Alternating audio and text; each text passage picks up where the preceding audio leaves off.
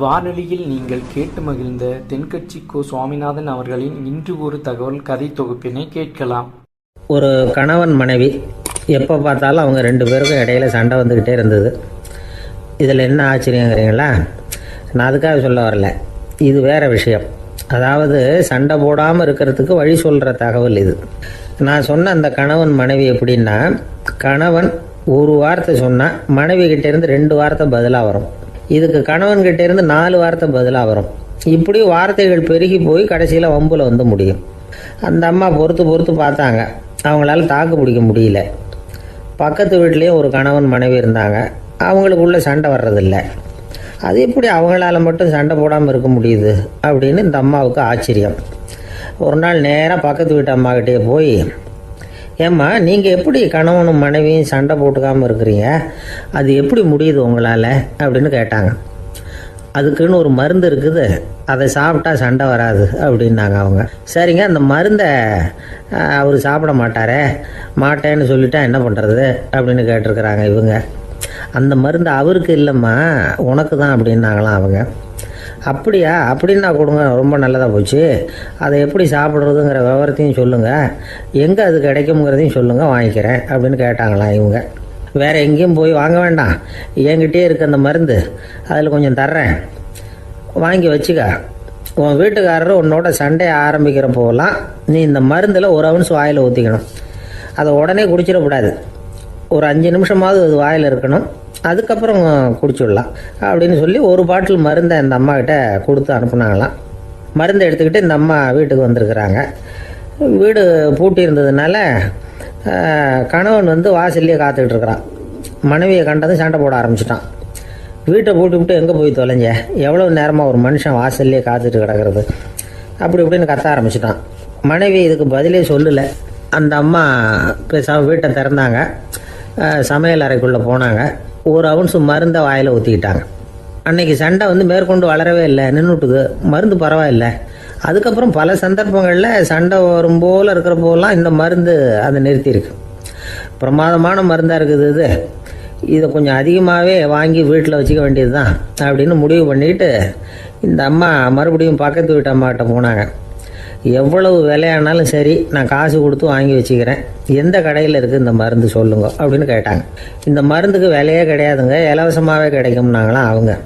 அது எப்படி விலையில்லாமல் இதை விற்க முடியுது அப்படின்னு கேட்டாங்களாம் இவங்க.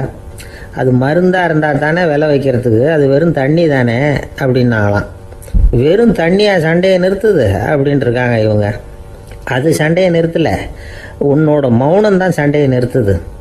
நீ வாயில் தண்ணியை வச்சுக்கிறதுனால எதிர்த்து பேசுறதில்ல, அதனால் உன்னுடைய கணவர் கோபம் வந்து சாந்தமாயிடுது அப்படின்னாங்களாம் அவங்க. இந்த கதையிலேருந்து சண்டையை நிறுத்துகிற மருந்து எதுன்னு தெரிஞ்சுக்கிட்டோம் இல்லையா? ஒருத்தர் என்ன பண்ணார், பாட்டிலில் வந்து தண்ணியை ஊற்றி வச்சுக்கிட்டு அவர்கிட்ட வர்றவங்களுக்கெல்லாம் இதை சிபாரிசு பண்ணலாம்னு நினச்சிக்கிட்டு உட்காந்துருந்தார். ஒரு அம்மா வந்தாங்க.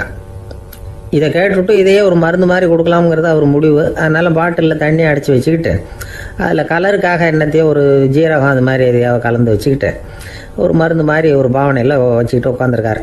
யாராவது வீட்டில் சண்டைன்னா என்கிட்ட வாங்க மருந்து தரேன்னு. ஒரு அம்மா வந்தாங்க, எனக்கும் என் வீட்டுக்காரருக்கும் அடிக்கடி சண்டை வருதுங்க அப்படின்ட்டு இருக்காங்க. கவலைப்படாதம்மா, நான் ஒரு மருந்து தரேன்னு சொல்லி வீட்டுக்குள்ளே போய் ஒரு பாட்டில் எடுத்து வந்து கொடுத்தாரு. பாட்டிலில் இருக்கிறது என்னங்கிறத சொல்லிவிட்டு அது பேரில் மரியாதை வராது இல்லையா, அதனால் சொல்லலை. அந்த அம்மா வாங்கிட்டு போனாங்க. 4 நாள் கழித்து திரும்பி வந்தாங்க. என்னம்மா வீட்டில் சண்டை நின்று போச்சான்னு கேட்டிருக்காரு இவர். அங்கே நின்று போச்சுங்க, இப்போ உங்ககிட்ட ஆரம்பமாக போகுதுன்னாங்களாம். என்னம்மா அப்படின்ட்டுருக்காரு அவர் பயந்து போய். இப்போ என்னங்க நீங்கள் என்ன மருந்து கொடுத்துருக்குறீங்க என்னங்க அப்படின்னாங்களாம் கோபமாக. அது வெறும் தண்ணி தானே அப்படின்ட்டுருக்காரு இவர். தண்ணியாக இது நல்லா பாருங்கள் அப்படின்னு அந்த பாட்டிலில் நீட்டினாங்களாம். இவர் வாங்கி பார்த்துருக்காரு. அப்புறம் தான் விஷயம் புரியுது அவருக்கு. இவர் கை தவறுதலாக அவங்க வீட்டில் இருந்த மண்ணெண்ணெய் பாட்டில் எடுத்து அவர்கிட்ட கொடுத்துருக்குறாங்க. அப்புறம் என்ன ஆகும், சண்டை வராமல். ஒரு அழகான கடற்கரை, சுற்றுலா பயணிகள் நிறைய பேர் அங்கே வந்து போகிறது வழக்கம். சனி ஞாயிறு கூட்டம் அதிகமாக இருக்கும். அதோட விளைவு என்னங்கிறது அடுத்த நாள் தான் தெரியும். ஆமாம், அந்த கடற்கரையை சுத்தப்படுத்துகிற தொழிலாளிகள் திங்கட்கிழமை ரொம்ப சிரமப்படுவாங்க. சனி ஞாயிறு வந்த கூட்டம் கடற்கரை பூராவும் காலி ஐஸ்கிரீம் கப்புகளை வந்து வீசி எறிஞ்சிட்டு போயிடுவோம். ஆயிரக்கணக்கான கப்புகள் அங்கே பரவலாக கிடக்கும். அதையெல்லாம் பொறுக்கி எடுத்து சுத்தம் பண்ணி ஆகணும். இதனால் திங்கட்கிழமை வேலைக்கு வர்றதுக்கு எல்லோரும் பயப்படுவாங்க. அப்படி ஒரு நிலைமை. பல பேர் அன்னைக்கு வந்து லீவ் எடுத்துகிட்டு போயிடுறது வழக்கம். நமக்கு எதுக்கு இன்னைக்கு தொந்தரவுன்னு. இது ஒரு பெரிய பிரச்சனையாக இருந்தது. இதுக்கு என்ன பண்ணலாம் அப்படின்னு யோசனை பண்ணாங்க. ஒரு ஆலோசனை கூட்டத்துக்கு ஏற்பாடு பண்ணாங்களாம். அந்த நகர நிர்வாக அலுவலர்கள், பணியாளர்கள் எல்லாரும் அதில் கலந்துக்கிட்டாங்க. கூட்டம் ஆரம்பமாச்சு. ஆரம்பத்தில் சொன்னாங்க, இந்த பிரச்சனைக்கு ஒரு தீர்வு வேணும், என்ன பண்ணலாம், அதை முடிவு செய்கிறதுக்கு தான் இந்த கூட்டம். இதில் நீங்கள் செய்ய வேண்டியது என்னென்னா, உங்களுக்கு தோன்றுகிற யோசனை எதுவாக இருந்தாலும் சொல்லுங்கள். கொஞ்சம் கூட தயக்கம் வேண்டாம். நாம் சொல்கிற யோசனை ஈடுபடுமா படாதா அப்படின்லாம் யோசிக்க வேணாம். எல்லாருடைய யோசனைகளையும் அப்படியே பதிவு செய்துக்கிறோம். கடைசியாக அதிலேருந்து ஒரு சிறந்த யோசனையை தேர்வு பண்ணி அதை பயன்படுத்தலாம். இந்த சந்தர்ப்பத்தில் இன்னொரு முக்கியமான வேண்டுகோள், எவ்வளவு சாதாரணமான யோசனையாக இருந்தாலும் சரி, அது சொல்லும் பொழுது அடுத்தவங்க வந்து ஏளனம் செய்யக்கூடாது. இது ஒரு பெரிய யோசனையா அப்படின்னு சொல்லி எதையும் அலட்சியப்படுத்தக்கூடாது. இதுதான் அந்த கூட்டத்தின் ஆரம்பத்தில் செய்யப்பட்ட அறிவிப்பு. உடனே அந்த கூட்டத்தில் இருந்தவங்க ஆளுக்கு ஒரு யோசனை சொல்ல ஆரம்பித்தாங்க. ஒருத்தர் எழுந்திருச்சார், இங்கே வர்ற சுற்றுலா பயணிகள்கிட்ட ஆளுக்கு $10 ஒரு டெபாசிட் மாதிரி வைப்பு பணமாக வாங்கிக்கணும். காலி ஐஸ்கிரீம் கப்பை திருப்பி கொடுத்தா அந்த பணத்தை திருப்பி கொடுத்துடலாம். இப்படி ஒரு ஏற்பாடு பண்ணிக்கிட்டா கப்புகளை தேடி பொறுக்கிட்டு இருக்க வேண்டியதில்லை, எல்லாம் ஒரே இடத்துக்கு வந்து சேர்ந்துடும். அப்படியே நாம் வந்து தூக்கிட்டு போய் ஒரு இடத்துல கொட்டி விடலாம் அப்படின்னாரு. இன்னொருத்தர் எழுந்திருச்சார், கப்பை வந்து கீழே போட்டால் $50 அபராதம் அப்படின்னு அங்கங்கே போர்டு எழுதி வச்சுடலாம். கப்புகளை போடுறதுக்கு அங்கங்கே பெரிய கூடைகளை வச்சுடலாம். நாம் சாவகாசமாக அந்த கூடைகளை சேகரம் பண்ணிக்கலாம் அப்படின்னாராம். இன்னொருத்தர் எழுந்திரிச்சு கொஞ்சம் கோபமாக பேசினார். கப்புகளை வந்து அவங்க வாயிலேயே திணிச்சு விடணும், அதுகளை முன்னு சாப்பிட்டு பார்த்தா தான் தெரியும் அது எவ்வளவு கஷ்டங்கிறது அப்படின்னு ரொம்ப கடுமையாக பேசியிருக்காரு. இது வேடிக்கையாக தெரிஞ்சாலும் இந்த யோசனையும் பதிவு செஞ்சுக்கிட்டாங்களாம். இப்படி பல யோசனைகள். கடைசியாக எல்லாத்தையும் படித்து பார்த்துட்டு பரிசீலனை பண்ணாங்க. அப்புறம் தான் யோசனை வந்தது. ஒரு வேடிக்கையாக சொன்னது, கப்புகளை அவங்கவுங்க வாயிலே திணிச்சு சாப்பிட சொல்லணும், அதுதான் தண்டனைன்னார்ல. ஏன் அப்படி சாப்பிட்றது மாதிரியே கப்புகளை தயார் பண்ண என்ன அப்படின்னு சிந்திக்க ஆரம்பித்தாங்களாம். ஆகா, அதுதான் சரின்னு ஒரு முடிவுக்கு வந்தாங்க. அதுலேருந்து உருவானது தான் இந்த வேஃபர் கப்ஸ். ஐஸ்கிரீமை சாப்பிட்டு முடிச்சதும் கப்பையும் சாப்பிட்டுடலாம். கோன் ஐஸ்கிரீம் சாப்பிட்றோம்ல, அதுதான். அமெரிக்காவில் மியாமி கடற்கரையில் ரொம்ப காலமாக இருந்துக்கிட்டு வந்த குப்பை பிரச்சனைக்கு இப்படி தான் ஒரு தீர்வு வந்துதான். இதுலேருந்து நாம் புரிஞ்சிக்க வேண்டியது என்னென்னா, நாம் அன்றாட எத்தனையோ பிரச்சனைகளை சந்திக்கிறோம், அதுக்கெல்லாம் தீர்வு உண்டு. அது எங்கே ஒளிஞ்சிருக்குன்னு கண்டுபிடிக்கணும். அந்த யோசனையையும் நல்லா தீவிரமாக யோசிக்கணும். யார் என்ன யோசனை சொன்னாலும் அதை வந்து அலட்சியப்படுத்தக்கூடாது, அக்கறையோடு கவனிக்கணும், அதை யோசித்து பார்க்கணும். ஒரு அம்மா தன்னோட வீட்டுக்காரரை ஒரு மனநல மருத்துவர்கிட்ட அழைச்சிட்டு வந்தாங்களாம். டாக்டர், இவருக்கு கோன் ஐஸ்கிரீம் பிடிக்கல, பேப்பர் கப்பில் இருக்கிற ஐஸ்கிரீம் தான் வேணும்னு அடம் பிடிக்கிறார் அப்படின்னாங்களாம். அது ஒன்றும் தப்பு இல்லையேன்னாராம் டாக்டர். இதுக்கு அந்த அம்மா சொன்னாங்களாம், இவர் கப்பு ஐஸ்கிரீம் வாங்குறதுல தப்பு இல்லை டாக்டர், பிரச்சனை அது இல்லை. அப்புறம் வேற என்னன்னு கேட்டிருக்காரு. வாங்கினதும் ஐஸ்கிரீமை கீழே கொட்டிவிட்டு அந்த பேப்பர் கப்பை மட்டும் விரும்பி சாப்பிட்றார், அதனால தான் உங்ககிட்ட அழைச்சிட்டு வந்தேன் அப்படின்னாங்களாம். இருட்ட கண்டா பயம் உண்டாவதே அது ஏன்? இப்படி ஒரு கேள்வியை ஒரு பெரியவர்கிட்ட கேட்டாங்க. அதுக்கு அவர் பதில் சொல்றார், மனிதனுடைய ஆதிகால வாழ்க்கையில தொற்றிக்கொண்ட பயம் இது வந்து வேரூன்றி இருக்குது, இன்னமும் போகல. 50,000 வருஷங்களுக்கு முன்னாடி மனுஷன் வந்து குகைகள்ல வாழ்ந்தான். பகல்ல பயம் இருக்காது, ராத்திரியில மிருகங்கள் தாக்கும், கொல்லும், நிம்மதியா தூங்க கூட முடியாது. அதனால இந்த மனுஷனுக்கு இரவுன்னா மரணம், பயம் அப்படின்னு பழகி போச்சு. மனிதர்களுடைய எல்லா மனசையும் சேர்த்து மொத்தமா ஒரு மனசு உண்டு. மனிதர்களுடைய நினைவு இந்த மொத்த மனசுல பதிஞ்சிருக்கு, பரவுது. இந்த மொத்த மனசுல இருட்டு பற்றிய பயம் வந்து பதிந்து நீடிக்குது அப்படிங்கிறார் அவர். இந்த காலத்துல இரவை வந்து பகலாக்கிறதுக்கு எவ்வளவோ விளக்குகள்லாம் வந்தாச்சு. ராத்திரியிலேயும் மிருகங்கள் வந்து தாக்குங்கிற நிலைமை இல்லை. பாதுகாப்பான வீடுகள், விலங்குகளும் விலகி போயிட்டு, விலங்குகள்லாம் விலகி போயிட்டு, வீடுகளும் பாதுகாப்பா இருக்குது. சரி, இருந்தாலும் அந்த பழங்கால பயம் வந்து இருட்டு பயம் இன்னமும் மனுஷனை விட்டு போகல. இன்னொரு விஷயம் என்னன்னா, இருட்டுல இருந்து வெளிச்சத்துக்கு வராத மனிதர்கள் இன்னைக்கு அதிகம். ஒரு ஆளு ஆத்துக்கு மீன் பிடிக்கிறதுக்காக போனான், இன்னும் விடியல, அதுக்குள்ள வலையை எடுத்துட்டு கிளம்பி போயிட்டான். வெளிச்சம் வர்றதுக்கு முன்னாடியே போய் சேர்ந்துட்டான். விடிகிற வரைக்கும் என்ன பண்றது, சும்மா கரையிலேயே உட்காந்து காலாட்டிட்டு இருக்கிறான். காலில் ஏதோ ஒரு சின்ன மூட்டை தட்டுப்பட்டுது. இருட்டில் அது என்னன்னு சரியா தெரியல. மூட்டைக்குள்ள சின்ன சின்ன கல்லாம் நிறைஞ்சி இருக்குது. சும்மா பொழுது போகணுமேங்கிறதுக்காக இவன் அந்த மூட்டைக்குள்ள இருந்து ஒவ்வொரு கல்லா எடுத்து ஆத்துல வீசிக்கிட்டு இருக்கிறான். விடிகிற வரைக்கும் வேற வேலை இல்லைங்கிறதுனால எப்படி செஞ்சுக்கிட்டே உட்காந்துருக்கிறான். கிழக்க மெதுவா வெளிச்சம் தெரிய ஆரம்பிச்சது. பொழுது விடியறதுக்கான அறிகுறி. இதுக்குள்ள அந்த மூட்டையில இருந்த எல்லா கல்லையும் எடுத்து வீசி எறிஞ்சுட்டான். கடைசியா ஒரே ஒரு கல் மட்டும்தான் கையில பாக்கி இருந்தது. வெளிச்சம் வந்ததும் அந்த கல்லை பார்த்தான். அப்படியே திகைச்சு போயிட்டான். அடடா, இது வரைக்கும் தெரியாம தப்பு பண்ணிட்டோமே அப்படின்னு நினைச்சான். ஏன் தெரியுமா? அவன் கையில இருந்தது வெறும் கல் இல்ல, விலை வசந்த ரத்தன கல். அது இருட்டுல என்னன்னு புரியாததுனால மூட்டையில இருந்த எல்லா ரத்தன கல்லையும் ஆத்துல வீசி எறிஞ்சிருக்கிறான். இப்போ அவனுக்கு அழுகையே வந்துடும் போல இருந்தது. வாழ்க்கையை வசதி ஆக்கிக்கிறதுக்கான வாய்ப்பு அவனுக்கு இருந்தது. இருந்தாலும் இருட்டுல அதை இழந்துட்டான். அந்த வகையில அவனுக்கு கொஞ்சம் அதிர்ஷ்டம் இருந்திருக்குது. அதாவது ஏதோ ஒரு வகையில இருந்திருக்குது. அதனாலதான் அந்த கடைசி கல்ல எரியறதுக்குள்ள வெளிச்சம் வந்துட்டுது. பல பேருக்கு அந்த அளவு கூட அதிர்ஷ்டம் வர்றது இல்லை. எல்லாத்தையும் வீசினதுக்கு அப்புறம் தான் வெளிச்சம் வரும். என்னன்னு விவரம் தெரியாமலே எழுந்திரிச்சு வந்துருவாங்க. வாழ்க்கைங்கிறது ஒரு பெரிய புதையல். அதை புரிஞ்சிக்காம மனுஷன் அதை வீசி எரிஞ்சுக்கிட்டு இருக்கான் அப்படிங்கிறது தான் பெரியவங்க கருத்து. சில பேருக்கு புரிஞ்சுக்கிற நேரம் வரும், அதுக்குள்ள வாழ்நாள்லாம் ஓடி போயிருக்கும். அதுக்கப்புறம் என்ன பண்றது? நம்மால் ஒருத்தன் கையில ஒரு சின்ன பையோட வந்துகிட்டு இருந்தான். பை உள்ள ஏகப்பட்ட நகைகள், ரத்தன கல் எல்லாம் இருக்கு. வந்துகிட்டு இருந்தவன் திடீர்னு அந்த பையை அப்படியே ஒரு குளத்துல வீசி எறிஞ்சுட்டான். மகான்கள் தான் இப்படி பற்று இல்லாம இருப்பாங்க. என்னங்க இது, விலை மதிப்புள்ள அந்த பையை இப்படி குளத்துல வீசி எறிஞ்சுட்டீங்களே, இதுக்கு என்ன அர்த்தம் அப்படின்னு கேட்டார் அவன் கூட வந்தவர். அவன் மெதுவா இவர் காதோட காதா சொல்றான். ஒரு போலீஸ்காரர் பின்னாடி வந்துகிட்டு இருக்கிறார், அவர் போனதுக்கு அப்புறம் இதை எடுத்துக்குவேன் அப்படிங்கிறான். ஒரு சின்ன பையன் என்னை தேடிட்டு ஓடி வந்தான்.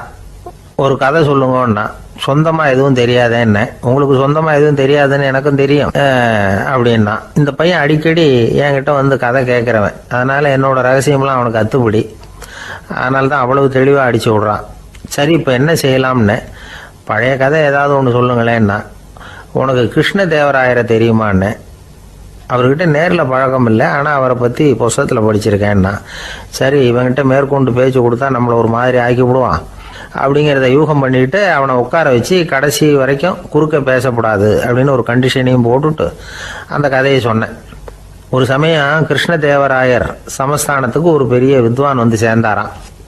என்னோட போட்டி போடுறதுக்கு இந்த ஊர்ல யாராவது இருக்கீங்களா அப்படின்னு சவால் விட்டாராம். அந்த ஊர்ல இருந்த பெரிய பெரிய வித்வான்லாம் இது ஏதுடா வம்பா போச்சுன்னு நினைக்க ஆரம்பிச்சிட்டாங்க. யாரும் அந்த ஆளோட போட்டி போடுறதுக்கு தயாரா இல்லை. எல்லாரும் நடுங்கிட்டு இருக்கிறாங்க. அந்த நேரத்துல ஒருத்தன் மட்டும் தைரியமா முன்னுக்கு வந்தான். அது யாருன்னா தெனாலிராமன். அந்த சமஸ்தானத்துல விகட கவி அவன். என்ன அனுப்புங்க போட்டிக்கு, நான் ஜெயிச்சு காட்டுறேன்னா. உனக்கு அவ்வளவு தைரியம் இருக்குதா அப்படின்னு கேட்டாங்க. தைரியம் மட்டும்தான் என்கிட்ட இருக்குது, ஆனா தைரியம் இருந்தா அதிர்ஷ்டம் தேடிட்டு வருங்கிறது எனக்கு தெரியும் அப்படின்னா. அடுத்த நாள் போட்டி ஆரம்பமாச்சு. அந்த பெரிய வித்வான் நின்னார். தெனாலிராமன் எதிரில் நின்னா. அந்த வித்வான் ஒரு விரலை காட்டினார். தெனாலிராமன் பதிலுக்கு 2 விரலை காட்டினான். வித்வான் 3 விரலை காட்டினார். இவன் உடனே 4 விரலை காட்டினான். உடனே 5 விரலை காட்டினார் அவரு. தெனாலிராமன் உடனே தன்னுடைய கை முஷ்டியை காட்டினான், கையை மூடி காட்டினான். அவ்வளவுதான். அந்த பெரிய வித்வான் கிருஷ்ணதேவராயர் காலில் விழுந்தார். நான் தோத்துட்டேன், என் தோல்வியை ஒத்துக்கிறேன் அப்படின்னு சொல்லிவிட்டார். கிருஷ்ணதேவராயர் அவரை தனியா அழைச்சிட்டு போய் என்ன நடந்ததுன்னு விசாரிச்சார். அந்த வித்வான் விளக்கம் கொடுத்தார். ஆண்டவன் ஒருவன் தான் உண்டுங்கிறத விளக்கறதுக்காக நான் ஒரு விரலை காட்டினேன். அப்படி இல்லை, சக்தியை சேர்த்தா சக்தி சிவன் 2 பேர் உண்டுன்னு உங்க வித்வான் 2 விரலை காட்டினார். மூர்த்திகள் 3 பேருங்கிறதுக்காக நான் 3 விரலை காட்டினேன். வேதங்கள் 4ன்னு சொல்லி ஒரு 4 விரலை காட்டினார். பஞ்சபூதங்கள் 5ன்னு நான் 5 விரலை காட்டினேன். அதையெல்லாம் அடக்கி ஆளணும்னு சொல்லி அவர் கையை மூடி உறுதியா காட்டினாரு. அடடா, உங்க வித்வானுக்கு எப்பேற்பட்ட அறிவு, அவர் தான் ஜெயிச்சார், நான் தோத்துட்டேன் அப்படின்னார் அவர். அப்படி சொல்லிவிட்டு அவர் போயிட்டார். அதுக்கப்புறம் தெனாலிராமனை கூப்பிட்டு என்னப்பா நடந்தது அப்படின்னு கேட்டாராம். அதுக்கு தெனாலிராமன் விளக்கம் கொடுத்துருக்குறான். அவன் முதல்ல என்னை கொன்னுடுவேன்னு அந்த வித்வான் ஒரு விரலை காட்டினான். உடனே ஒரு 2 கண்ணையும் தோண்டி போடுவேங்கிறதுக்காக நான் 2 விரலை காட்டினேன். உனக்கு நாமம் போட்டுருவேன்னு சொல்லி 3 விரலை காட்டினான். அதை அழிச்சிருவேன்னு 4 விரலை காட்டினேன். உன்னை அரைஞ்சிருவேன்னு அவன் 5 விரலை காட்டினான். நான் உங்களை குத்தி போடுவேன்னு சொல்லி கையை மூடி காட்டினேன் அப்படின்னா. இப்போ பாருங்க, ஜெயிச்சது யார்? தைரியம் மட்டும் இருந்துட்டா அதிர்ஷ்டம் தானா தேடி வருங்கிறது எவ்வளவு உண்மையா போச்சு. அதனால நாம் எப்பவும் தைரியமா இருக்கணும்னு சொல்லிவிட்டு என் எதிரில் கதை கேட்டுட்டு உட்காந்துருந்த சின்ன பையனை பார்த்தேன். அவன் என்னை நிமிர்ந்து பார்த்தான். அவன் தன்னோட கை கால் ரெண்டையும் ஒரு மாதிரியா என் முன்னால தூக்கி 20 விரலை காட்டினான். எனக்கு ஒன்றும் புரியல. இதுக்கு என்னப்பா அர்த்தம்னு கேட்டேன். இதே கதையை இதுக்கு முன்னாடி என்கிட்ட 20 தடவை நீங்க சொல்லியிருக்கீங்கன்னு அர்த்தம் அப்படின்னா. ஒரு நண்பர் வந்தார். ரொம்பவும் இறுக்கமாக உடை அணிஞ்சிருந்தார். அதாவது ஆடைக்குள்ளே அவர் மாட்டிக்கிட்டு இருந்தது மாதிரி தெரிஞ்சது. ஏன் துணி குறைச்சலாக எடுத்துட்டீங்களா அப்படின்னு கேட்டோம். இல்லைங்க, எனக்கு எப்போவுமே இறுக்கமாக உடை அணிகிறது தான் பிடிக்கும் அப்படின்னார். ஒருத்தர் எப்படி உடை அணிகிறார் அப்படிங்கிறத வச்சு அந்த ஆள் எப்படிப்பட்டவர் அப்படிங்கிறத கண்டுபிடிச்சிடலாம். உடை அணிகிற விதம் ஒருத்தருடைய மனநிலையை வெளிப்படுத்துதான். இப்போ இறுக்கமான உடை அணிகிறவங்க பொதுவாக மன நிம்மதி இல்லாதவங்களாக இருப்பாங்களாம், கோபக்காரங்களாக இருப்பாங்களாம். ரொம்ப தொலைதொலைப்பாக ஆடை அணிகிறவங்க இருக்கிறாங்கல்ல, அவங்கெல்லாம் அமைதியான ஆளாக இருப்பாங்களாம், சாந்தமாக இருப்பாங்களாம். இவங்கெல்லாம் போராடுறதுக்கு சரியாக வரமாட்டாங்களாம். இப்படி ஒரு கணிப்பு இருக்குது. அதனால தான் போர் வீரர்களுக்கெல்லாம் இறுக்கமான உடையை தான் கொடுக்கறது வழக்கம். ஆனால் சன்னியாசிகளை பாருங்கள், அவங்களுக்கெல்லாம் ரொம்ப தொலை உடைகள் தான். அவங்கெல்லாம் டைட் பேண்ட் போட்டுக்கிட்டு நிற்க மாட்டாங்க சன்னியாசிகள்லாம். அதே மாதிரி சன்னியாசிகள்லாம் காவி உடைய தேர்ந்தெடுக்கிறதுக்கும் காரணம் உண்டு. பல ஆண்டுகள் சோதனை செஞ்சு பார்த்துட்டு தான் சன்னியாசத்துக்கு காவி தான் சரி அப்படின்னு முடிவு பண்ணியிருக்கிறாங்க. இப்போ பௌதீக விஞ்ஞானப்படியும் அதுதான் சரி. அதாவது சூரிய ஒளியில் 7 வண்ணங்கள் உண்டு. ஒரு பொருள் மேலே அது விழும்பொழுது அந்த பொருள் நமக்கு சிவப்பாக தெரிஞ்சதுன்னா அந்த பொருள் சிவப்பை தவிர மற்ற எல்லா நிற கதிர்களையும் உள்வாங்கிக்கிட்டு சிவப்பு நிறத்தை மட்டும் வெளியில் விடுது. அதாவது விலக்கி விடுது. அதனால தான் அந்த பொருள் சிவப்பாக தெரியுது. உடல் ஆரோக்கியத்துக்கு ஓரளவு சிவப்பு தேவைப்படுது. அதனால தான் காவி உடை அணிஞ்சால் சூரிய ஒளி ஓரளவு சிவப்பை விலக்கிவிடும். அதாவது சிவப்பின் பலனும் கிடைக்கும், இந்த சிவப்பின் கெடுதலும் இல்லை அப்படின்னு யோசனை பண்ணாங்க. காவி உதய வேளையின் நிறம். கீழ் வானத்தில் கதிர் உதிக்கிற வேளையில் முதல் ஒளி தோன்றுகிற நேரத்தில் காவி நிறம் தான் கசியும். தியானம் செய்கிறப்போ முதல்ல காணக்கூடிய ஒளி காவி நிறம்தான். தியானத்தின் உச்ச நிலையின் நிறம் நீலம். தியானம் காவி நிறத்தில் ஆரம்பமாகி நீல நிறத்தில் நிறைவடைகிறது அப்படிங்கிறார் ஓஷோ. நீலம் தியான சிகரம், காவி தியான ஆரம்ப குறியீடு, ஒரு சன்னியாசியின் ஆரம்ப தரிசனம் அப்படிங்கிறார் அவர். ஒருத்தர் நாள் பூரா காவி உடைய அணிஞ்சிருந்தா அந்த நிறம் அவருக்கு தியானத்தை பற்றிய நினைவை ஊட்டிக்கிட்டே இருக்கும். இப்படியே ஆடைக்கும் தியானத்துக்கும் இடையில ஒரு தொடர் ஏற்படுது. ஒரு துறவியின் உள்ளார்ந்த பண்பா அது மாறுது. கடை வீதியில் ஒரு பொருள் வாங்க போகிறோம், அது மறந்துடக்கூடாதுங்கிறதுக்காக ஞாபகம் முடிச்சு போட்டுக்கிறோம். அந்த முடிச்சுக்கும் பொருளுக்கும் தொடர்பு இல்லை. ஆனால் கடை வீதிக்கு போன உடனே அந்த முடிச்சு அந்த பொருளை ஞாபகப்படுத்துது. அதாவது அந்த முடிச்சு ஒரு தொடர்பு அம்சமாக அமையுது. அது மாதிரி தான் காவி உடையும். ஒரு துறவி நடக்கும் பொழுது, சாப்பிடும் பொழுது, குளிக்கும் பொழுது அவருடைய காவி உடை அவருக்கு ஞாபகப்படுத்திக்கிட்டே இருக்கும். அது ஒரு நிலைப்படுத்தப்பட்ட நினைவாக ஞாபக முடிச்சாக மாறிடுது. காவி ஆடை இல்லைன்னா ஒருத்தரால் துறவியாக முடியாதுன்னு அர்த்தம் இல்லை. அதே நேரத்தில் காவி ஆடையால் ஒன்றும் பிரயோஜனம் இல்லை, அதில் ஒன்றும் அர்த்தம் இல்லை அப்படின்னு சொல்லிட முடியாது. இதுதான் உண்மை. இவ்வளவு தூரம் காவி ஆடையை பற்றி சொல்கிறதுனால எல்லாரும் சன்னியாசியாக போயிடுங்கோ அப்படின்னு நாம் சொல்கிறதாக யாரும் நினச்சிடக்கூடாது. மனசுக்கும் நிறத்துக்கும் உள்ள சம்பந்தத்தை தெரிஞ்சுக்கிறதுக்காக தான் இவ்வளவும். நமக்கு தெரிஞ்ச நண்பர் ஒருத்தர் இருக்கிறார், ஆஃபீஸில் வேலை பார்க்குறவர். ஒவ்வொரு மாதமும் 20ஆம் தேதிக்கு பிறகு அவரை போய் பார்த்தீங்கன்னா காவி உடை அணிஞ்சிக்கிட்டு, கண்ணை மூடிக்கிட்டு, கை ரெண்டையும் விரித்து வச்சுக்கிட்டு தியானத்திலேயே உட்காந்துருப்பார். ஏன் இப்படி பண்ணுறீங்கன்னு கேட்டேன். அதாவது 20ஆம் தேதிக்கு பிறகு என் கையில் ஒரு பைசா கூட கிடையாது, ஒரு சன்னியாசி லெவலில் இருக்கிறேன், என்கிட்ட எதுவும் செலவுக்கு கேட்காத அப்படின்னு என் மனைவிக்கு நாசூக்காக உணர்த்துறதுக்காக அப்படி உட்காந்துருப்பேன் அப்படின்னு விளக்கம் கொடுக்குறார் அவர். ஒரு சராசரி மனிதனுடைய இயல்பு என்ன? இன்பம் வந்தால் துள்ளி குதிப்பான், துன்பம் வந்தால் சோர்ந்து போய் ஒரு மூலையில் உட்காந்துருவான். இவன் தான் சராசரி மனிதன். ஆனால் ஒருத்தன் இன்பம் வந்தால் அதுக்காக மகிழ்ச்சி அடையிறதில்ல, துன்பம் வந்தால் அதுக்காக சோர்ந்து போகிறதில்ல அப்படின்னு வச்சுக்கோங்க. அப்படி இருந்தால் அவன் சாதாரண ஆள் கிடையாது. ஒரு ஊரில் ஒரு ஞானி இருந்தார். அவரை தேடிட்டு ஒரு பெரியவர் வந்தார். ஐயா, ஞானத்தில் சிறந்த ஞானம் எது அப்படின்னு கேட்டாராம். இதுக்கு அந்த ஞானி என்ன பதில் சொன்னார் தெரியுமா? இன்பத்தினால மகிழ்ச்சி அடையாமலும் துன்பத்தினால சோர்வு அடையாமலும் இருக்கிறது தான் அந்த ஞானம் பெரிய ஞானம் அப்படின்னாராம். சரி சுவாமி, அப்படிப்பட்ட ஞானம் உங்களுக்கு எப்படி வந்ததுன்னு கேட்டிருக்காரு இவர். அதை நான் ஒரு கழுதைகிட்ட இருந்து கற்றுக்கிட்டேன் அப்படின்னாராம் அவர். இவருக்கு ஒன்றும் புரியல, ஒரு மாதிரியாக முழிச்சிருக்கிறார். இதை அவர் புரிஞ்சுக்கிட்டார். நீங்கள் நாளைக்கு காலையில் நம்முடைய ஆசிரமத்துக்கு வாங்க, புரிய வைக்கிறேன்னாராம். சரின்னு அவர் போயிட்டார். மறுநாள் காலையில் ஆசிரமத்துக்கு வந்து சேர்ந்தார். ஞானி அவரை கூப்பிட்டு உட்கார வச்சார். வாங்க, வந்து இப்படி உட்காருங்க, கொஞ்ச நேரத்தில் இந்த வழியாக ஒரு கழுதை போகும், அதை கவனித்து பாருங்கன்னாராம். இவருக்கு இன்னமும் ஒன்றும் புரியாமல் போச்சு, ஒரே குழப்பம். இருந்தாலும் அந்த ஞானி சொன்னது மாதிரியே உட்காந்துருக்கிறார். கொஞ்ச நேரத்தில் அந்த வழியாக ஒரு கழுதை போச்சு. அது முதுக நிறைய அழுக்கு மூட்டைகள், அதை சுமந்துக்கிட்டு போகுது. ஒரு சலவை தொழிலாளி அதை ஓட்டிகிட்டு போகிறார். கொஞ்சம் தூரத்தில் ஒரு ஆறு இருக்குது. அங்கே போய் துணியெல்லாம் சுத்தப்படுத்திக்கிட்டு சாயந்தரமாக திரும்பி இந்த வழியாகவே வருவாங்க. ஞானி சொன்னது மாதிரியே இந்த பெரியவர் அழுக்கு மூட்டையை சுமந்துக்கிட்டு போகிற அந்த கழுதையை கவனித்தார். கழுதை போயிட்டுது. அதுக்கப்புறம் ஞானியை திரும்பி பார்த்தார். இப்போ அந்த ஞானி சொன்னார், சாயந்தரம் வரைக்கும் நீங்கள் இங்கேயே இருக்கணும்னார். அதே மாதிரி இவர் இருந்தார். சாயந்தரமாக அந்த ஞானி சொன்னார், ஐயா, இப்போ கொஞ்ச நேரத்தில் அந்த கழுதை இந்த வழியாக திரும்பி வரும், அதையும் கவனித்து பாருங்கன்னார். இவரும் கவனித்து பார்க்குறார். கழுதை வந்தது. அது முதுகில் சலவை செய்யப்பட்ட துணி மூட்டை, அது பாட்டுக்கு சுமந்துக்கிட்டு போய்கிட்டு இருக்குது. பெரியவருக்கு ஒன்றும் புரியல, பொறுமை இழந்துட்டார். சரி சுவாமி, இந்த கழுதைக்கும் உங்கள் ஞானத்துக்கும் என்ன சம்பந்தம் அப்படின்னார். இப்போ அந்த ஞானி விளக்கினார். ஐயா, இந்த கழுதை இதே மாதிரி தினமும் காலையில் அழுக்கு மூட்டைகளை சுமந்துக்கிட்டு ஆற்றுக்கு போகுது, மாலையில் வெண்மையான சுத்தமான துணிகளை சுமந்துக்கிட்டு திரும்பி ஊருக்கு போகுது.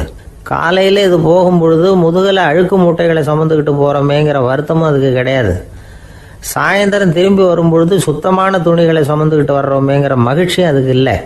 இதை பார்த்து தான் நானும் அது மாதிரி ஞானத்தை கற்றுக்கிட்டேன் அப்படின்னாராம். அதனால் யார் கற்றுக் கொடுக்குறாங்க அப்படிங்கிறத விட எதை கற்றுக்கிறோம் அப்படிங்கிறது தான் முக்கியம். ஒரு சினிமா பார்க்குறோம், ஒரு அருவி கொட்டுறது மாதிரி காட்சி வருது, தண்ணீர் வழியுது. படம் முடிஞ்சதும் பார்த்தீங்கன்னா அந்த திரை என்ன நனைஞ்சு போயா இருக்கும். ஒரு தீப்பிடிச்சு எரியிற காட்சியே சினிமாவில் பார்க்குறீங்க, காட்சி முடிஞ்சதும் அந்த வெண் திரையே கருகி போயா இருக்கும். படத்தில் வர்ற தண்ணீரும் நெருப்பும் அந்த திரையை பாதிக்கிறது இல்லை. நாம் அந்த திரை மாதிரி இருக்கிறதுக்கு கற்றுக்கணுமா. அந்த பக்குவம் வந்துவிட்டதுன்னா இன்பமும் துன்பமும் நம்ம எதுவும் செய்யாது. ஒரு சினிமாவை பார்க்குற வரைக்கும் சிரிக்கலாம், அழலாம். பார்த்துட்டு வெளியில் வரும்பொழுது அழுதுகிட்டே வரக்கூடாது. ஒருத்தர் வந்தார், அப்படி படம் முடிஞ்சு வெளியில் வரும்பொழுது அருவி மாதிரி கண்ணீர் சிந்திக்கிட்டே வரார். ஏன் சார், படம் அவ்வளவு சோகமா அப்படின்னு கேட்டார். இன்னொருத்தர், இல்லை சார், கூட்டம் ரொம்ப குறைச்சல் சார், மொத்தம் படம் பார்க்க வந்தவங்களே 15 பேர் தான் சார் அப்படின்னார் கண்ணீரை தொடச்சிக்கிட்டே. அதுக்கு நீங்கள் ஏன் சார் அழறீங்கன்னு கேட்டார் அவர். இந்த படத்தோட தயாரிப்பாளரே நான் தான் சார் அப்படின்னாரா இவர். என்னை விட யோக்கியம் இந்த உலகத்தில் வேற யாரும் இல்லை சார் அப்படின்னார் ஒருத்தர். அவரை விட அயோக்கியன் வேற யாரும் இருக்க முடியாதுங்கிற முடிவுக்கு கேட்டவங்க வந்துட்டாங்களாம். மனுஷனுக்கு இருக்கிற ஒரு மிகப்பெரிய குறையே தன்கிட்ட இருக்கிற குறை அவனுக்கு தெரியாமல் போகிறது தான். ஆனால் அடுத்தவங்கிட்ட இருக்கிற குறை அவனுக்கு தெளிவாக தெரிஞ்சிடும். ஒரு ஒட்டகம் ஒரு கொக்கை பார்த்து ஒரு கேள்வி கேட்டுதான். என்ன கேள்வி தெரியுமா? உன் கழுத்து ஏன் இப்படி வளைஞ்சு போயிருக்குது அப்படின்னு கேட்டிருக்கு. இதுக்கு உடம்பே வளைச்சல், இது போய் கொக்கை கிண்டல் பண்ணுது. இன்னைக்கு மனித சுபாவமும் கிட்டத்தட்ட இப்படித்தான் இருக்குது. இந்த உலகத்தில் குறையில்லாத மனிதர்கள் யாரும் கிடையாது, நாம உள்பட அப்படிங்கிறத முதல்ல நாம் நல்லா புரிஞ்சுக்கணும். ஒரு ஊரில் ஒரு விற்பனை நிலையம் இருந்தது. செல்ல பிராணிகளை விற்பனை செய்கிற நிலையம் அது. நாய், கிளி, பூனை இப்படி நிறைய வச்சு விற்பனை பண்ணிகிட்டு இருக்கிறாங்க. நாய்க்குட்டி விற்பனை செய்கிற பகுதியில் ஒரு சிறுவன் நின்றுக்கிட்டு இருந்தான். விற்பனை செய்கிற ஆளுகிட்ட விலை கேட்டுக்கிட்டு இருந்தான். அதுவும் இருக்குதே, அந்த நாய்க்குட்டி என்ன விலை அப்படின்னு கேட்டானா. 1000 ரூபா அப்படின்னாரான். சரி, அது வேணாம், இது என்ன விலைன்னு இருக்கான். 500 ரூபா அப்படின்னாரான். இந்த சின்ன பையன் கையில் வச்சுருந்தது வெறும் 50 ரூபா தான். அதனால் இதை விட குறைச்சலாக கிடைக்குமான்னு பார்த்துருக்கான். அந்த கடையில் ஒரு மூலையில் சரியாக கவனிக்கப்படாமல் ஒரு நாய்க்குட்டி படுத்து கிடந்தது, பாவமாக கத்திக்கிட்டு இருந்தது. அதை பார்த்ததுமே இவனுக்கு அது ரொம்ப பிடிச்சி போச்சு. உடனே அந்த கடைக்காரரை பார்த்து, அதுவும் அந்த மூலையில் படுத்து கிடக்குதே அந்த நாய்க்குட்டி என்ன விலை அப்படின்னு கேட்டிருக்கான். தம்பி, அது ஒரு கால் ஊனம், அதனால் அது உன்னோட குதித்து விளையாடவோ ஓடுறதோ அதால் முடியாத காரியம் அப்படின்ட்டுருக்கார் அவர். அது தெரிஞ்சுதாங்க கேட்குறேன், அதோட விலை என்ன அதை மட்டும் சொல்லுங்களேன் அப்படின்ட்டுருக்கான். தம்பி, இது கால் ஊனம் உள்ள ஒரு நாய், இதை போய் காசு கொடுத்து வாங்கிறதுக்கு யாராவது பிரியப்படுவாங்களா? இதை நான் உனக்கு இலவசமாகவே தர்றேன், எடுத்துகிட்டு போ அப்படின்னாரான். இதை கேட்டதும் அந்த சிறுவனுக்கு கோபம் வந்துட்டு தான். நீங்கள் ஒன்றும் சும்மா கொடுக்க வேணாம், இந்தாங்க 50 ரூபா, இதை வச்சுக்கிட்டு நாய்க்குட்டியை கொடுங்க அப்படின்ட்டுருக்கான். அவருக்கு ஒன்றும் புரியல, ஆச்சரியமாக இருந்தது. சரின்னு பணத்தை வாங்கிட்டு நாய்க்குட்டியை தூக்கி கொடுத்தார். அந்த சிறுவன் அந்த நாய்க்குட்டியை 2 கையாலையும் வாங்கினா, மார்போட பிரியமாக சேர்த்து அணைச்சிக்கிட்டான். தெருவில் இறங்கி நடக்கிறான். அப்படி நடக்கும்பொழுது தான் பார்க்குறார், கடைக்காரர் வந்து ஆச்சரியமாக அவனை பார்க்குறார். அப்போ தான் அவருக்கு ஒரு விஷயம் புரியுது. அந்த சிறுவன் தெருவில் நாய்க்குட்டியை மார்போடு அணைச்சிக்கிட்டு விந்தி விந்தி நடந்து போய்கிட்டு இருக்கிறான். ஆமாம், அவனுக்கும் ஒரு கால் ஊனம். இந்த நாய்க்குட்டியை யாருமே வாங்க மாட்டாங்கன்னு நினச்சிக்கிட்டு இருந்தார். குறையுள்ள அதுக்கும் ஒரு எஜமானன் கிடைச்சுட்டான். அதனால் ஊனம் ஒரு குறை இல்லை அப்படிங்கிற உண்மையை அந்த கடைக்காரர் புரிஞ்சுக்கிட்டாராம். நம்மால் ஒருத்தர் கொஞ்சம் வயசானவர், எழுந்திரிச்சு சரியாக நடக்க முடியாது, சாய்வு நாற்காலியிலேயே எப்பவும் உட்காந்துருப்பார். அவர் தனக்கு துணையாக ஒரு நாயை பக்கத்தில் வச்சுருந்தார். அதுவும் ரொம்ப வயசான ஒரு நாய், எழுந்திரிக்கவே சிரமப்படும், நடக்கவும் முடியாது. அவர் பக்கத்திலே இதுவும் சோர்ந்து போய் படுத்து கிடக்கும். அந்த பெரியவரை பார்க்க வந்த ஒருத்தர் கேட்டார், ஏங்க, ஒரு சின்ன பையனை உங்களுக்கு துணையாக வச்சுக்கப்படாதா? இந்த நாயை உங்களுக்கு பாதுகாப்பாக வச்சுருக்கிறீங்களே, உங்களுக்கு ஒரு ஆபத்துன்னா இது எப்படி உங்களுக்கு உதவ முடியும் அப்படின்னார். அப்போ அவர் சொன்னாராம், எனக்கு ஒரு ஆபத்துன்னா அந்த சமயத்தில் இந்த நாய் என்னை தனியாக விட்டுட்டு ஓடி போயிடாமல் இருக்கணும்ல, அதுக்காக தான் இதை நான் வச்சுருக்கிறேன் அப்படின்னாராம். ரொம்ப நாளைக்கு முன்னாடி ஒரு நாள் கோவலன் நாடகம் நடந்தது. எங்கள் மதுரையில் நடந்தது. அதில் ஒரு முக்கியமான கட்டம், கண்ணகி கிட்ட சிலம்பை வாங்கிக்கிட்டு அதை விற்கிறதுக்காக மதுரை நகருக்கு புறப்படுறான் கோவலன். அந்த சமயத்தில் கண்ணகி பாடுற மாதிரி ஒரு நாடக பாடல், நாடக ஆசிரியர் எழுதினது. அது என்ன பாட்டுன்னா, மா பாவியோர் கூடி வாழும் மதுரைக்கு மன்னா போகாதீர் என்று அப்படின்னு ஆரம்பிக்கும் அந்த பாட்டு. இதுதான் அந்த பாட்டு. இதை கண்ணகி வந்து மேடையில் பாடின உடனே கூட்டத்தில் சலசலப்பு. நம்ம ஊர்லேயே வந்து நமக்கு முன்னாடியே நின்றுக்கிட்டு மா பாவியோர் கூடி வாழும் மதுரை அப்படின்னு சொல்கிறாங்களே, என்ன தைரியம் அப்படின்னு எல்லாம் குழப்பம் பண்ண ஆரம்பிச்சிட்டாங்க. மக்கள் சத்தம் போட ஆரம்பிச்சிட்டாங்க. எதிர்ப்பு குரல் அது பாட்டுக்கு வர வர அதிகமாக போட்டுது. கொண்டுக்கிட்டு வா அந்த நாடக ஆசிரியரை, எழுதுனது யார் அப்படின்னு ஒரே சத்தம், கூச்சல். வேறு வழி இல்லை. மெதுவாக மேடைக்கு வந்தார் அந்த நாடக ஆசிரியர். 4 பக்கத்திலிருந்தும் கேள்வி கணைகள். மக்களை பார்த்து கொஞ்சம் அமைதியாக இருங்கோ அப்படின்னு சொல்லிவிட்டு தன்னுடைய விளக்கத்தை சொல்ல ஆரம்பித்தார் அந்த நாடக ஆசிரியர். மா அப்படின்னு சொன்னால் திருமகளாகிய லட்சுமி அப்படின்னு அர்த்தம். பா அப்படின்னா கலைமகளாகிய சரஸ்வதி. வி அப்படின்னா மலைமகளாகிய பார்வதி. மா பாவியோர் அப்படின்னா திருமகளும் கலைமகளும் மலைமகளும், இவங்க மூவரும் அப்படின்னு அர்த்தம். இந்த 3 பேரும் வாழ்கின்ற மதுரை புனிதம் நிறைந்தது, சகல செல்வங்களும் நிறைஞ்சது. அப்படிப்பட்ட ஊரில் நான் வந்து அணிந்து கொள்ளும் இந்த சாதாரண சிலம்பை யார் வந்து வாங்கிக்குவாங்க அப்படிங்கிற எண்ணத்தோடு தான் கண்ணகி அப்படி சொல்கிறா. அதை நினச்சி தான் நான் எழுதினேன். ஆகவே மதுரையை வந்து ரொம்ப சிரமப்படுத்தணும், ரொம்ப மோசமாக எழுதணும் அப்படிங்கிற எண்ணம்லாம் எனக்கு கிடையாது, பெருமைப்படுத்தணும்னு நினச்சி தான் அப்படி எழுதினேன் அப்படின்னு விளக்கம் கொடுத்தாராம். இந்த விளக்கத்தை கேட்டதும் எல்லாரும் ரொம்ப சமாதானம் ஆயிட்டாங்களாம். இப்படி விளக்கம் கொடுத்த அந்த நாடக ஆசிரியர் யார் தெரியுமா? அவர் தான் தமிழ் நாடக உலகின் முதல் ஆசான் சங்கரதாஸ் சுவாமிகள். அவருக்கு வந்து நகைச்சுவை உணர்வும் அதிகம். 1920ஆம் ஆண்டு திருநெல்வேலியில் அவர் தங்கியிருக்கிறார் நாடகம் நடத்துறதுக்காக. அவர் தங்கியிருந்த வீட்டில் கொசு மூட்டைப்பூச்சி அதிகமாக இருந்திருக்கு. அவரால் தூங்கவே முடியல. அவர் அனுபவித்த தொல்லைகள் ஒரு பாட்டாக உருவாச்சு. வேடிக்கையாக ஒரு பாட்டு எழுதினாராம். மூட்டையும் கொசுவும் ஒரு வீட்டிலே மீட்டிங் போட்டால் முன்னே நிற்க யாரால் முடியும்? கொசு மோகன ராகம் போல சத்தம் போட்டு முன்னே நின்று செய்திடும் யுத்தம். இதை வந்து மறுநாள் நாடகத்தில் கோமாளி வேஷம் போட்ட ஒரு சிறுவனை விட்டு பாட வச்சிருக்காரு. எல்லாரும் சிரித்து ரசித்தாங்களாம். சங்கரதாஸ் சுவாமிகள் வந்து கல்யாணமே பண்ணிக்கல, துறவி மாதிரியே வாழ்ந்திருக்கார். தமிழ் நாடக கலைக்கு தன்னையே அர்ப்பணம் பண்ணிட்டவர் அவர். 1922 நவம்பர் மாதத்தில் ஒரு நாள் புதுச்சேரியில் அவர் வாழ்க்கை முடிஞ்சுது. அப்போ அவருக்கு வயசு 55. சங்கரதாஸ் சுவாமிகள் நாடக ஆசிரியர் மட்டும் இல்லை, மேடை நாடக இயக்குனர், தயாரிப்பாளர், அவரே ஒரு சிறந்த நடிகர். ஒரு தடவை சாவித்திரி நாடகத்தில் இவர் யமதர்மனா வேஷம் போட்டு நடிச்சிருக்கிறார். நாடகம் பார்த்துக்கிட்டு இருந்த கருவுற்ற ஒரு பெண்மணிக்கு பயத்தினால அங்கேயே குழந்தை பிறந்துட்டு தான். அந்த நிகழ்ச்சிக்கு அப்புறம் இவர் இந்த வேஷம் போடுறப்போலாம் ஜனங்களுக்கு முன்கூட்டியே எச்சரிக்கை கொடுக்க ஆரம்பிச்சிருவாராம். அதாவது அப்படி யாராவது பயப்படுறவங்க இருந்தால் கொஞ்சம் கண்ணை மூடிங்க அல்லது எழுந்திரிச்சு போடுங்கன்னு. நடிப்புன்னா அப்படிலாம் இருக்கணும். இந்த காலத்தில் நடிகர் ஒருத்தர் சொன்னார், சார், நான் இந்த நாடகத்தில் நடிக்கிறப்போ முகத்தில் நவரசங்களையும் காட்டி நடித்தேன், உணர்ச்சிகளை எல்லாம் என் நல்லா காட்டி நடித்தேன். அப்படி இருந்தும் ஜனங்கள் வந்து கல் எடுத்து மேடையில் வீசிவிட்டாங்க சார் அப்படின்னார். நாடகத்தில் உங்களுக்கு என்ன வேஷம் அப்படின்னு கேட்டாங்க. அது செத்து கிடக்கிற பணமாக நடித்தேன் சார் அப்படின்னார். 2 பேர் சுவாரஸ்யமாக பேசிகிட்டு இருக்கிறப்போ குறுக்க புகுந்து தொந்தரவு பண்ணுறதுக்குன்னே சில பேர் இருப்பாங்க. அது ரொம்ப இடைஞ்சலாக இருக்கும். இதே மாதிரி மின்காந்தம் கூட குறுக்க புகுந்து தொந்தரவு பண்ணும். கடைசியில் அது ஒரு பெரிய இடைஞ்சலில் கொண்டாந்து விட்டுரும். சில வீடுகளில் கேபிள் கனெக்ஷன் இல்லாமல் சில தனியார் டிவி காட்சிகள் தெரியும். அதுக்கு என்ன காரணம்னா இந்த மின்காந்த குறுக்கீடு தான் காரணம். இதைத்தான் சுருக்கமாக இஎம்ஐ அப்படின்னு சொல்கிறாங்க. அதாவது எலக்ட்ரோ மேக்னெட்டிக் இன்டர்ஃபியரன்ஸ். இது ஏற்படக்கூடிய இடங்கள் எது எதுன்னு எடுத்துக்கிட்டா அது ஒரு பெரிய பட்டியலாகவே போயிடும்.